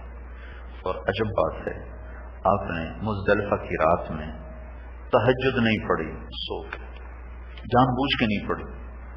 یہ نہیں کہ آپ پڑھ نہیں سکتے, ساری زندگی آپ نے تہجد نہیں چھوڑی. مزدلفہ میں آپ نے تہجد نہیں پڑھی کہ آنے والی امت پر نظر تھی کہ لوگ تھک ہار کے جب پہنچیں گے تو انہیں فرض پڑھنا ہی مشکل ہو رہا ہوگا. تو آپ نے جان بوجھ کے تہجد نہیں پڑھی کہ اگر کوئی میرے جیسا کمزور آدمی تھک ہار کے سو جائے اور صرف فجر ہی پڑھ لے تو بھی اسے سنت کے اتباع کا اجر نصیب ہو جائے. تہجد یہ رات مبارک رات ہے, مانگنے کی رات ہے, نوافل کی رات ہے. لیکن میرے نبی کا عمل ہمیشہ کمزور کو سامنے رکھ کر ہوتا تھا. تو آپ وہ رات سوئے رہے, کھایا پیا بھی کچھ نہیں, صرف عرفات میں 1 پیالہ دودھ پیا تھا بس. پھر صبح فجر کی نماز پڑھائی, پھر دعا میں مشغول ہو گئے. تو وہاں ایک صحابی آئے, عروہ بن مطرس. یہ آخری حاجی, 1.25 لاکھ میں آخری حاجی عروہ بن مطرس. کہنے لگے یا رسول اللہ, میں لیٹ ہو گیا تھا, میں عرفات میں دیر سے پہنچا, میرا حج ہو گیا. تو آپ نے فرمایا اگر میرے ساتھ نماز پڑھ لی ہے فجر, انہوں نے پڑھ لی تھی, اور اس سے پہلے دن یا رات میں عرفات میں سے گزر ہو گیا تو تمہارا حج ہو گیا. یہ عروہ بن مدرس بن طائی یہ آخری حاجی تھے. پھر وہاں سے آپ فارغ ہوئے دعا سے، اور سورج نکلنے سے پہلے آپ نے فضل بن عباس کو پیچھے بٹھایا اور آپ تشریف لائے بڑے شیطان کے پاس، اور اونٹنی پر بیٹھ کر ہی آپ نے 7 کنکر مارے. اسامہ رضی اللہ تعالیٰ نے اونٹنی کو پکڑ لیا، بلال رضی اللہ تعالیٰ نے ایسے چادر کا سایہ کیا اور آپ نے 7 کنکر مارے. اس کے بعد آپ نے مجمع کی طرف متوجہ ہوئے اور جو 9 تاریخ کو تقریر فرمائی تھی اسی کو دہرایا 10 تاریخ، ایک جملے کے اضافے کے ساتھ، فَلْيُبَلِّغِ الشَّاهِدُ الْغَائِبُ، میرا پیغام دنیا میں پہنچانا تمہارے ذمہ ہے. جتنا تبلیغ کا کام ہو رہا ہے اس کی بنیاد کوئی تحریک یا کوئی جماعت نہیں، اس کی بنیاد یہ حدیث پاک ہے کہ ہم آخری نبی کی آخری امت ہیں، ہمارے ذمہ اللہ کا پیغام اوروں تک پہنچانا ضروری ہے. پھر اس کے بعد آپ نے 63 اونٹ آپ نے ذبح فرمائے. 100 اونٹ تھے آپ کے پاس، کچھ حضرت علی یمن سے لائے تھے، کچھ آپ کے مدینہ سے لائے تھے. تو 63 اونٹوں میں سے 5 کو الگ کرتے تھے، 5 میں سے ایک کو سامنے لاتے تھے، اس کو آپ ایسے برشا مارتے تھے. تو جب پہلا اونٹ ذبح ہوا اور اونٹوں کی نظر پڑی کہ ذبح کرنے والا اللہ کا رسول ہے، تو اونٹوں میں جنگ شروع ہو گئی. ہر اونٹ آگے بڑھ کے ذبح ہونے کی کوشش کر رہا تھا کہ کہیں میں رہ نہ جاؤں، کہیں میں رہ نہ جاؤں. ہر اونٹ کی تمنا تھی میں پہلے ذبح ہو جاؤں، میں پہلے ذبح ہو جاؤں. پھر آپ نے حضرت علی سے فرمایا کہ تقسیم کرو اور جو لے جانا چاہے لے جائے، اور اس کی جو ایک بوٹی ہر اونٹ میں سے لے لو اور دیکھ چڑھا دو. تو انہوں نے حضرت علی نے ایک بوٹی ہر اونٹ میں سے لی. جس کو اللہ نے وسعت رزق دی ہو اسے چاہیے کہ زیادہ سے زیادہ قربانیاں کرے، صرف ایک نہ کرے، زیادہ کرے. ای الحج افضل، تو آپ نے سب سے بہترین حج کیا ہے؟ تو ہم نے کہا الحج والسج، سب سے بہترین حج وہ ہے جس میں زور سے لبیک کہا جائے اور جس میں زیادہ سے زیادہ قربانی کی جائے. تو جن کو اللہ وسعت دے وہ زیادہ قربانی کرے. تو اپنی 63 اونٹ ذبح کرنے کے بعد آپ نے اپنی بیویوں کی طرف سے ایک گائے ذبح کی. پھر اس کے بعد آپ نے معمر بن عبداللہ بن نضلہ رضی اللہ تعالیٰ عنہ کو بلوایا مہاجرین میں سے. ان کے سامنے آپ ایسے بیٹھ گئے، زمین پر ایسے بیٹھ گئے پاؤں کے بل، اور کہنے لگے لے بھائی معمر، نبی کا سر تیرے سامنے ہے، اس طرح تیرے ہاتھ میں ہے، پتہ نہیں تو کیا کرے. مزاق کیا. وہ کہنے لگے یا رسول اللہ یہ تو میری سعادت ہے. تو آپ کے بڑے بڑے بال تھے، تو آپ نے سیدھی طرف کے بال پہلے صاف کروائے اور ابو طلحہ انصاری کو دے دیے، سارے ایک آدمی کو دے دیے. پھر دوسری طرف کے صاف کروائے اور وہ تقسیم کروا دیے. وہ کسی کو 1 ملا، کسی کو 2 ملے، کسی کو 3 ملے، کسی کو کچھ بھی نہ ملا. خالد بن ولید رضی اللہ تعالیٰ عنہ نے ابو طلحہ کی منت کر کے پیشانی کے بال لے لی اور ایک ٹوپی میں ان کو سی لیا. وہ ٹوپی سر پہ رکھ کر اس کے اوپر لوہے کا خود رکھ کے لڑا کرتے تھے. زندگی بھر شکست نہ کھائی، بڑے بڑے لشکروں کو توڑ دیا. تو مورخین کہتے ہیں ان بالوں کی برکت تھی. ایک دفعہ یرموک کی جنگ میں پانسا ہی پلٹ گیا اور رومی چڑھ آئے. تو خالد بن ولید کہنے کہ میری ٹوپی تلاش کرو، ٹوپی گم ہو گئی این موقع پر، ٹوپی تلاش کرو. تو صحابہ نے کہا ٹوپی پھر دیکھ لینا، دشمن سر پہ چڑھ آیا تو جو ٹوپی کی فکر. ان کا وہ خیموں میں بھی آ جائے گا تو بھی پہلے ٹوپی تلاش کرو میری. تو کہیں ایک کونے میں سامان کے نیچے ایک میلی سی ٹوپی نکلی. تو سارے حیران ہو کر کہنے لگے اس ٹوپی کی وجہ سے تو نے اتنا بڑا خطرہ مول لے لیا ہے، بھیڑی سی ٹوپی. تمہیں خبر ہے یہ کیا ہے؟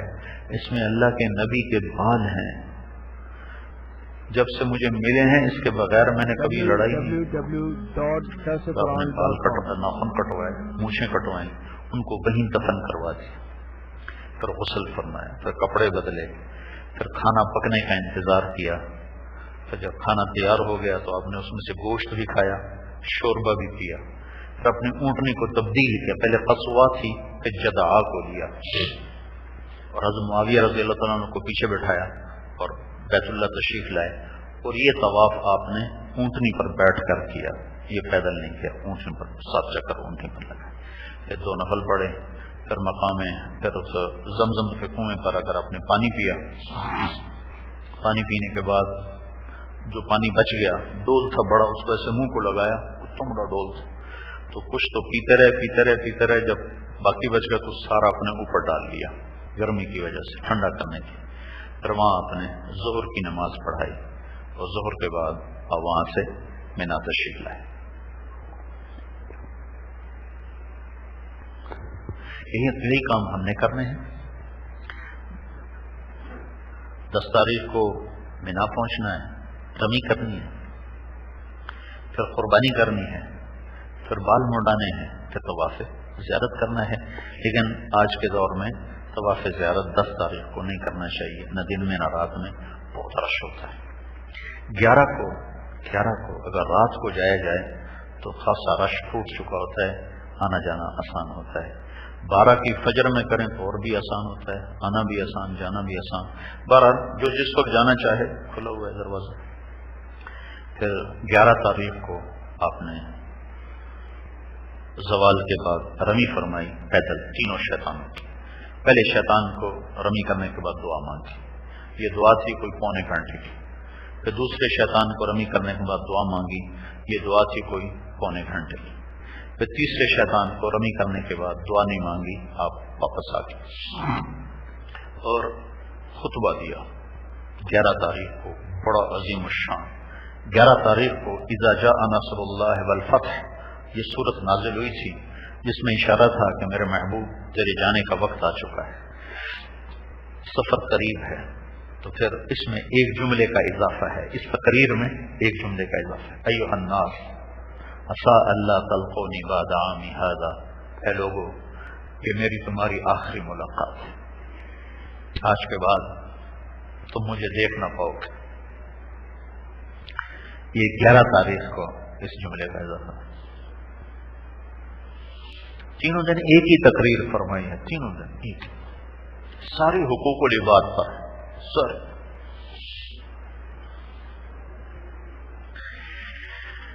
بارہ تاریخ کو کوئی اجتماعی کام کوئی نہیں ہے، آپ نے کنکریاں ماری، خیمے میں تشریف لے گئے، کچھ لوگوں نے جانا چاہا تو آپ نے اجازت دے دی، کافی سارا مجمع چلا گیا، کافی سارا مجمع ٹھہر گیا۔ 13 کو آپ اپنی اونٹنی پر سوار ہوئے اور اونٹنی پر بیٹھ کر ہی آپ نے کنکریاں ماری بیٹھے بیٹھے تینوں شیطانوں کو۔ پھر خیف و بنی کنانہ تشریف لائے، یہاں آپ کے لیے ایک چمڑے کا خیمہ لگا دیا گیا تھا، وہاں آپ نے زور اثر مغرب عشاء پڑھی اور تہجد میں آپ تشریف لے گئے اور جا کر آپ نے طواف وداع کیا۔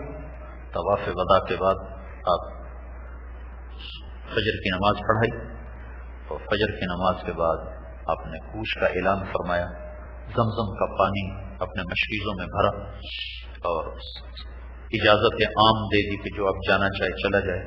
تو ہر آدمی اپنے اپنی سمت کو چلا، آپ اہل مدینہ کو لے کر اور اس طرف کے رہنے والوں کو لے کر مدینہ کی طرف چلے اور 22 تاریخ کو آپ مدینہ پہنچے اور آپ نے جبل احد کو دیکھا تو کہا ذا جبل یحبنا ونحبہ، یہ وہ پہاڑ ہے جو ہم سے پیار کرتا ہے اور ہم اس سے پیار کرتے ہیں۔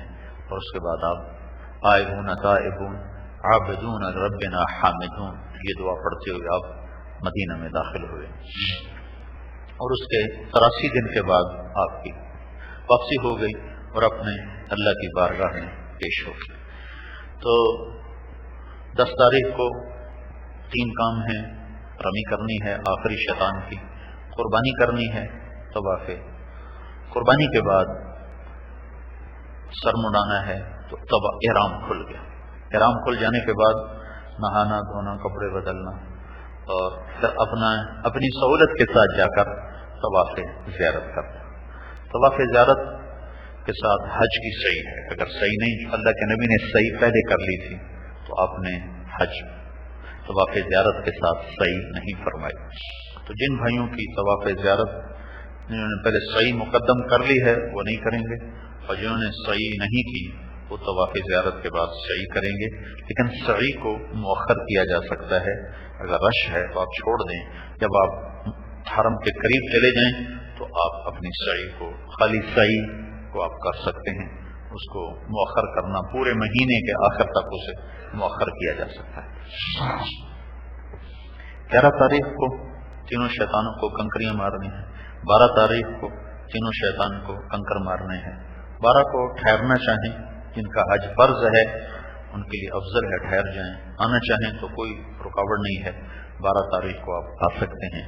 مینا کا قیام پہلے بھی ہمارے نزدیک سنت ہے، اور رش کی وجہ سے خیمے مزدلفہ تک چلے گئے ہیں، تو اب وہ شکل ہے ہی نہیں کہ مینا کے قیام میں وہ پابندی ہو، چونکہ لاکھوں حجاج کرام ہیں جو مزدلفہ میں ٹھہرتے ہیں، 5 دن وہیں ٹھہرتے ہیں، مجبوری ہو گئی ہے، حاجی بڑھ گئے ہیں اور خیمے مستقل ہیں۔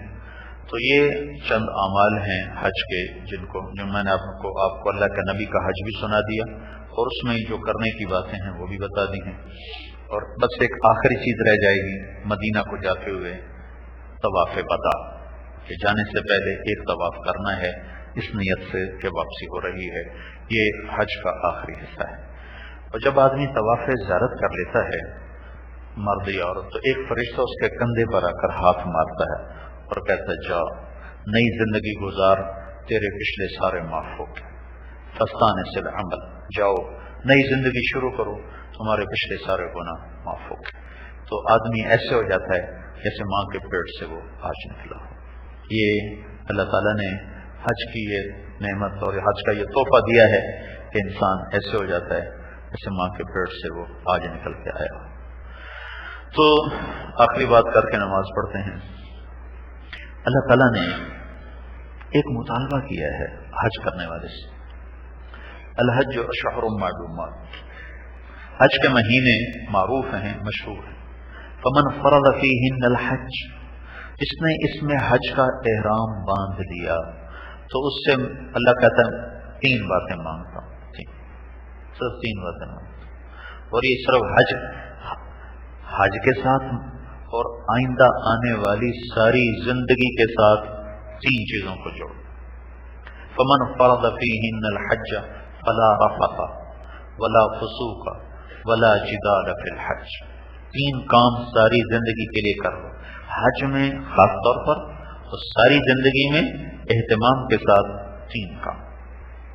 لا رفث، زبان کی بےہودگی سے توبہ کر لو، سب سے بڑا جو دنیا میں سب سے زیادہ جو گناہ ہوتا ہے وہ زبان کا غلط استعمال ہے۔ ہر آدمی شراب نہیں پیتا ہے، ہر آدمی زنا نہیں کرتا ہے، ہر آدمی سود نہیں کھاتا ہے، ہر آدمی چوری نہیں کرتا ہے، لیکن نیک و بد، حاجی غیر حاجی، عالم غیر عالم، صوفی غیر صوفی، نمازی بے نمازی، جو سب سے زیادہ جس چیز میں شیطان نے مجھے اور آپ کو مارا ہے یہ، تو نے کہا 3 کام تم سے چاہتا ہوں، 3 کام۔ میری طرف سے تہجد نہ پڑھو، کوئی مطالبہ نہیں، حج میں قرآن نہ پڑھو، کوئی مطالبہ نہیں، لمبے لمبے نفل نہ پڑھو، میں کوئی مطالبہ نہیں کرتا، 3 کام مانگتا ہوں۔ 3 لا رفث، زندگی بھر کے لیے زبان کو تالا لگا دو۔ آپ نے حضرت معاذ بن جبل سے فرمایا معاذ تمہیں سارے دین کا خلاصہ بتاؤں، سارے دین کا خلاصہ، آج کیا ہے تو مجھے دیکھو، آپ نے ایسے کیا، یوں فرمایا، فزیکلی کر کے دکھایا۔ معاذ زبان پہ قابو پر، یہ کہنا تھا، عمل کر کے دکھایا۔ وہ کہنے لگے یا رسول اللہ زبان کے بول پہ پکڑے جائیں گے؟ کہ واہ معاذ، سب سے زیادہ جہنم میں دھکا دینے والی ہے ہی زبان۔ تو اللہ نے جڑ پکڑی، جڑ، سرا پکڑا ہے، سرا ہاتھ میں آ جائے تو ہر شے ہاتھ میں آ جائے۔ جو عورت زبان پہ قابو پا لے گی، جو مرد زبان پہ قابو پا لے گا، سارا دین اس کا سلا ہے۔ یوں سمجھو یہ ہمارا وجود ایمان کا بینک ہے، بینک، اور یہ 2 لب 2 ہونٹ اس کا مین گیٹ ہے، مین گیٹ۔ بینک کو تالا ہے تو پیسہ محفوظ ہے، تالا ٹوٹ جائے تو ڈاکے چوریاں عام ہیں. تو یہ دو لپس اللہ تعالیٰ نے ہمیں دیے ہیں، یہ تالا ہے. تالا یہ اگر بند رہے گا تو اندر خزانہ محفوظ ہے، اگر کھل جائے گا تو شیطان سب کو چوری کر کے ضائع کروا دے. یہ مطالبہ ہے لا رفافا، بےہودہ بول سے بچو موت تک کے لیے، حج میں خاص طور پر. فی الحج یہ عجب آیت ہے. اب میں درد کی وجہ سے تھک چکا ہوں، زیادہ بول نہیں سکتا ہوں. عجب آیت ہے، کیا خوبصورت طریقے کے ساتھ اللہ تعالیٰ نے ان تین مطالبوں کو حج میں کرتے ہوئے موت تک کا تقاضا کر دیا ہے. اس طرح پیش کیا ہے کہ موت تک کا تقاضا بنا دیا ہے، صرف حج کا نہیں رکھا. صرف حج کا ہوتا تو اللہ کہتا لا یرفث لا یفسق لا یجادل، میں سے موت تک پھیلا کر کہا لا رفث ولا فسوق ولا جدال. تو پہلا کام یہ ہے زبان پہ قابو، غیبت، جھوٹ، بدتمیزی کا بول، بے اکرامی کا بول، اہانت اور توہین کا بول. کتنے نادانی. میں سچ کہتا ہوں، میں منہ پہ کہہ دیا کرتا ہوں، میری یہ خوبی ہے، میں منہ پہ کہہ دیا کرتا ہوں. سب سے بڑے عیب کو اپنی خوبی بتا رہا ہے، میں منہ پہ کہہ دیتا ہوں، میں نہیں کبھی بات کو رکھا کرتا. جو سب سے بڑا عیب ہے اس کو اپنی صفت بنا کے پیش کر. ہمیں تو اوروں کی کمیاں چھپانے کا حکم، ہم ڈھونڈتے پھرے. مائز اسلمی آئے اللہ کے نبی کے سامنے اور خود اقرار کیا یا رسول اللہ میں نے زنا کیا ہے، مجھے پاک کرو، پتھر مار کے مجھے مارو. تو آپ نے منہ ادھر کر لیا، کوئی نہیں کیا. اقراری کو کہہ رہے ہیں کوئی نہیں کیا. وہ ادھر آ گیا، میں نے کیا ہے مجھے پاک کریں. تو آپ نے منہ ادھر کر لیا، کوئی نہیں کیا، کوئی نہیں کیا. وہ ادھر سے آیا، میں نے کیا ہے مجھے پاک کریں. تو آپ نے منہ ادھر کر لیا، کوئی نہیں کیا، کوئی نہیں کیا. ہمارا معاشرہ تو نہ کردہ گناہوں کو ذمہ لگاتا ہے. اور اللہ کے نبی کا فرمان ہے جس شخص نے کسی نیک عورت پر تہمت لگا دی، جس شخص نے کسی نیک عورت پر تہمت لگا دی، 100 برس کی سجدے میں پڑا رہے گا تو جہنم میں جائے گا. 100 سال عبادت کرتا رہے اور اس گناہ سے توبہ نہ کی کہ نیک عورت پہ برائی کی تہمت لگا دی، جہنم میں جائے. تو ہم تو شک کی بنیاد پہ پروپیگنڈا شروع کرتے ہیں، وہ یہ کر رہی ہے، وہ یہ کر رہا ہے. چوتھی دفعہ بھی کہا میں نے کیا ہے، 4 دفعہ کے بعد شریعت کا حکم پورا ہو گیا تو آپ نے ایک ہیلا اختیار کیا. تو بھائی یہ پاگل تو نہیں؟ کوئی ایک آدمی کہہ دیتا یہ پاگل ہے تو آپ اٹھا دیتے. سب نے کہا نہیں جی عقل. پھر آپ نے چھٹا راستہ ایک اور ہیلا اختیار کیا. بھائی نشے میں تو نہیں بول رہا، شراب تو نہیں پی ہوئی، نشے میں تو نہیں ہے. اگر کوئی ایک بھی کہہ دیتا نشے میں ہے تو آپ اٹھا دیتے. مگر نہیں جی نشے میں بھی نہیں. یہ مزاج شریعت ہے، چھپانا، خوبیاں دیکھنا، کمیاں نہ دیکھنا.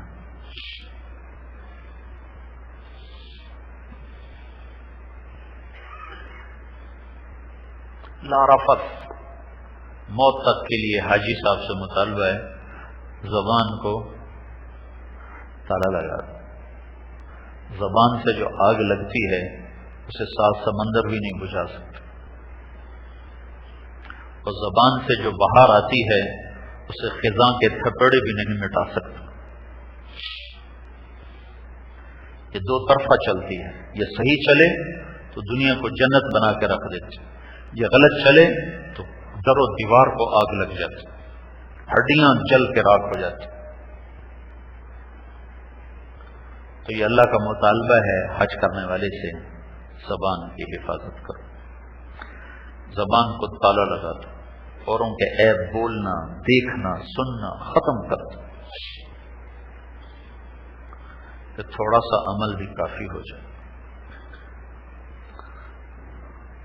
ابو بکر رضی اللہ تعالیٰ عنہ روزانہ صبح اپنی زبان پکڑتے ہیں، کہتے اللہ کے واسطے ٹھیک چلنا. ابو بکر نبیوں کے بعد سب سے بڑا انسان، آپ نے فرمایا سب سے پہلے میں جنت میں داخل ہوں گا اور میرے بعد سب سے پہلے ابو بکر جنت میں داخل ہوں گا. تو ایسے کرتے ہیں ٹھیک چلنا. تو ٹھیک چلے گی تو سارا جسم ٹھیک چلے گی. دوسری چیز جو اللہ کا مطالبہ ہے، لا فسوق، لا فسوق. دوسرا مطالبہ ہے لا فسوق. کچھ گناہ ایسے ہیں جو آدمی انفرادی طور پر کرتا ہے، چھپا کر کرتا ہے، تو اس کا مطالبہ ہے کہ اب میرا اور اپنا معاملہ ٹھیک کر. میں راتوں کو دیکھتا ہوں تو غلط کام کرتا ہے، اب بس کر. اب تو نے احرام باندھا ہے، اب بس کرو. تیری راتیں بڑی غلط ہیں، تیرے دن بڑے غلط ہیں، تو لوگوں سے چھپ کے تو کرتا ہے، کیا مجھ سے بھی چھپ جائے گا؟ لوگوں کے اور اپنے درمیان تو نے پردے لٹکا لیے، دروازے بند کر لیے، چٹکنیاں لگا دی، بلب بجھا دیے، کیا مجھ سے بھی چھپ سکتے ہو؟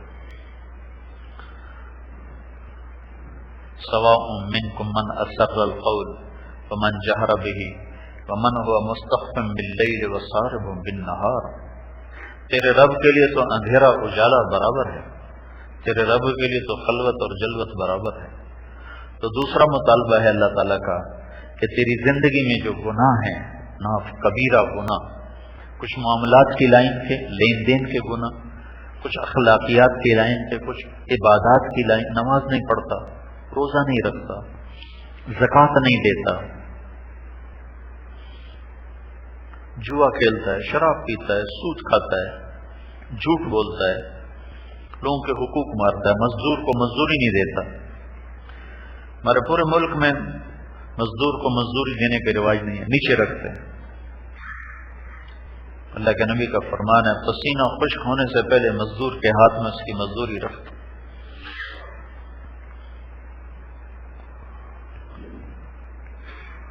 تو کبیرہ گناہوں کو زندگی سے نکالتا. حج میں بھی موت تک، پھر کبھی ہو جائے توبہ کر، توبہ میں تو اللہ ساری معاف کر دیتے. ایمانیات، عبادات، اخلاقیات، معاملات، معاشرت، اس میں جتنے گناہ انسانوں سے ہو رہے ہیں اور جو ہمیں اور آپ کر رہے ہیں، اللہ کا مطالبہ چھوڑ، بس کرو.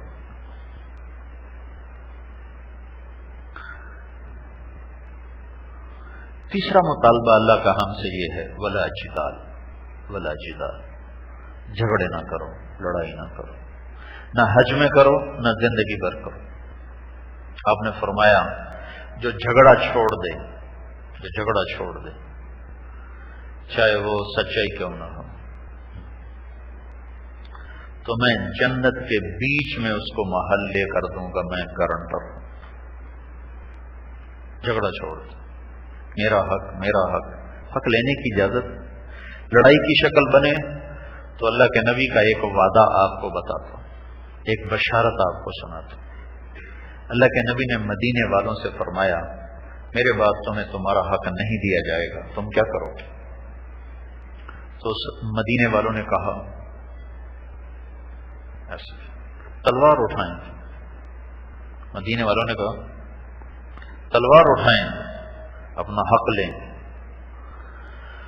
ہم کوئی چوڑیاں پہنے ہوئے تھوڑے ہیں یا رسول اللہ. تو آپ نے فرمایا میں تمہیں اس سے اچھی چیز بتاؤں، اس سے بڑھیا چیز بتاؤں. کچھ کیا؟ کہ تم اپنا حق چھوڑ دینا، لڑنا نہیں، چھوڑ دینا، اور حوض کوثر پر آ کر مجھ سے ملاقات کر لینا، میں سارے حق تمہیں اللہ سے پورے کروا کے دے دوں. اب یہ وعدہ دیکھنے میں مدینے والوں سے ہے، نہیں، یہ وعدہ ہر اس مرد عورت سے ہے قیامت تک جو اپنا حق چھوڑ دے گا جھگڑے سے بچنے کے لیے، لڑائی سے بچنے کے لیے، تو اس سے بشارت ہو کہ قیامت کے دن حوض کوثر پر اس کی اللہ کے نبی سے ملاقات ہوگی، اور اللہ کا نبی اللہ سے اللہ کی شان کے مطابق سارے حقوق اسے پورے کروا کر دے، تو اس کا گھر تو پورا ہو گیا۔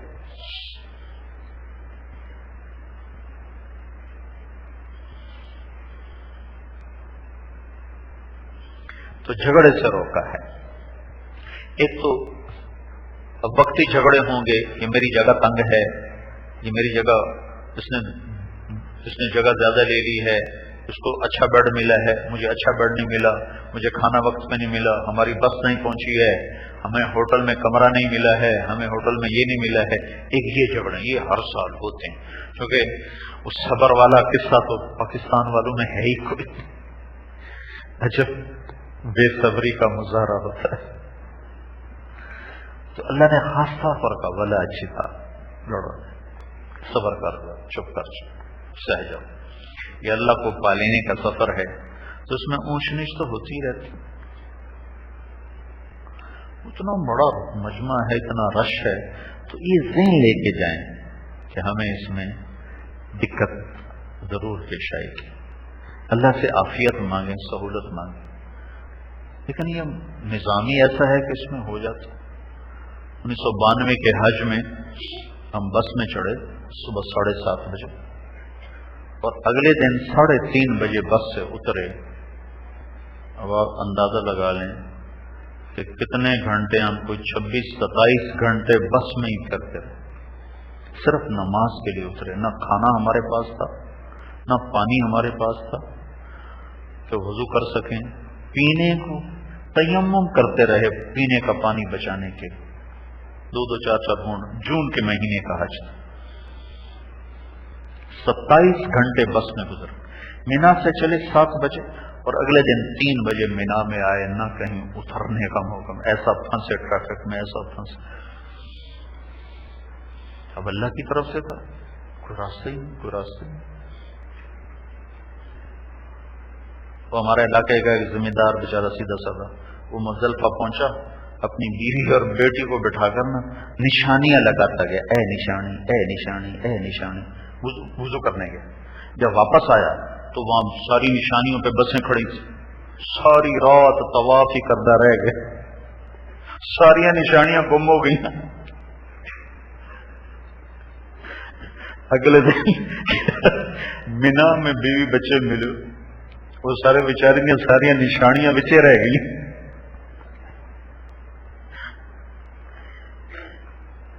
تو اتنا رش ہوتا ہے، تو اللہ کا اللہ چیتا، لڑو نہیں، جھگڑا نہ کرو۔ کبھی ہوٹل پہ لڑ رہے ہوتے ہیں، کبھی کمروں پہ لڑ رہے ہوتے ہیں، کبھی جگہ پہ لڑ رہے ہوتے ہیں، کبھی روٹی پہ لڑ رہے ہوتے ہیں، کبھی آپس میں الجھ رہے ہوتے ہیں، چپ کر لا جیدا۔ اور یہی مطالبہ موت تک کر لیا ہے کہ موت تک جھگڑے چھوڑ دو، لڑائی چھوڑ دو۔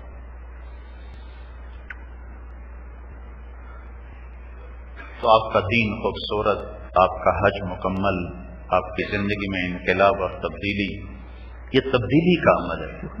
اللہ تعالیٰ اپنے گھر میں ہی کہتا بھائی وہیں حج کر لو، ایک واحد عمل ہے جس کو کرنے کے لیے اللہ تعالیٰ بلاتا ہے آؤ، اور صرف ہمیں نہیں بلایا، 1.25 لاکھ نبیوں کو بلایا، ہر نبی آیا ہے، ہر نبی۔ آدم علیہ السلام نے 1000 برس عمر پائی، ہر سال حج کیا، ہر سال پیدل آتے تھے، ہندوستان سے پیدل جاتے تھے۔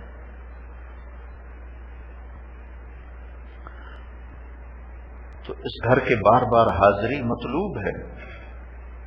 حضرت عمر رضی اللہ تعالیٰ عنہ 10 سال خلیفہ رہے، 10 سال حج کیا، خود آتے تھے حج کرنے،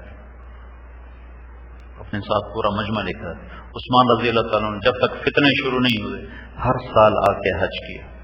حضرت علی رضی اللہ تعالیٰ عنہ خلافت کا دور لڑائیوں میں گزر گیا، اس سے پہلے مسلسل عمرے کے لیے آتے تھے، حج کے لیے آتے تھے۔ آپ نے فرمایا تابعوا بین الحج والعمرہ، حج عمرے کو بار بار آگے پیچھے دوہراؤ کہ یہ تمہارے فقر کو بھی دور کر دیتے ہیں اور تمہارے نفاق کو بھی دور کر دیتے ہیں۔ ہمارے یہاں بہت سے نادانی میں کہتے ہیں نا لوگ کہ یہ پیسہ غریبوں کو دے دیا جائے، وہ اللہ سے بھی بڑھ کر غریبوں کے ہمدرد بننا چاہتے ہیں۔ یہ اتنا پیسہ ضائع ہوتا ہے، یہ غریب کو دے دیا جائے، کسی کی شادی کرا دی جائے، تو وہ الگ ہے، وہاں بھی خرچ کرو، ادھر بھی اللہ کہتا آؤ، اللہ کے نام پر آؤ، اللہ سے آ کر، یہ اللہ سے ملاقات کا سفر۔ تو یہ تین باتوں کا حج میں مطالبہ ہے، اور ایک مطالبہ ہے اذکروا اللہ کا ذکرکم آباءکم او اشد ذکرا، کہ لبیک پڑھو اور اللہ کا ذکر کثرت سے کرو، اور تین کام چھوڑو، ایک زبان کا غلط استعمال چھوڑو، ایک خلوت جلوت کے کبیرہ گناہ چھوڑو، ایک لڑائی جھگڑا چھوڑو، تو تمہاری زندگی دنیا ہی میں جنت کا نمونہ بن جائے گی۔ تو یہ بھائیو مختصر حج کی جو ایک اللہ تعالیٰ نے بنائی ہے ترتیب، وہ میں نے آپ کی خدمت میں پیش کی ہے، اللہ کے نبی کا حج بتا کر بھی، اس کے ساتھ کچھ قرآن کی آیات سے، احادیث سے آپ کی خدمت میں اس کو پیش کیا ہے۔ اس کو اپنے اندر لانے اتارنے کی کوشش کرنی ہے۔ انسان ہے، اونچ نیچ ہو جائے تو پھر معافی مانگ لی جائے، توبہ کر لی جائے، استغفار کر لیا جائے، انسان جو ہوا ہو بھی جاتا ہے۔ تو انشاءاللہ کل سے ہمارا سفر شروع ہوگا، پھر وہاں مینا میں کل مغرب کے بعد تھوڑی سی بات کریں گے، پھر عرفہ میں وہ جو حج کا خطبہ اللہ کے محبوب نے دیا، وہ میں صرف اسی خطبے کا ترجمہ کیا کرتا ہوں اپنی طرف سے، تھوڑا بہت اس کی تشریح کے لیے کہ اللہ کے نبی نے جو بات عرفہ